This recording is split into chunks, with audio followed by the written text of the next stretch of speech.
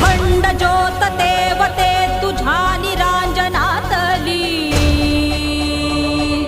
अपार भाव भक्तीने तुझीच मूर्त पूजिली।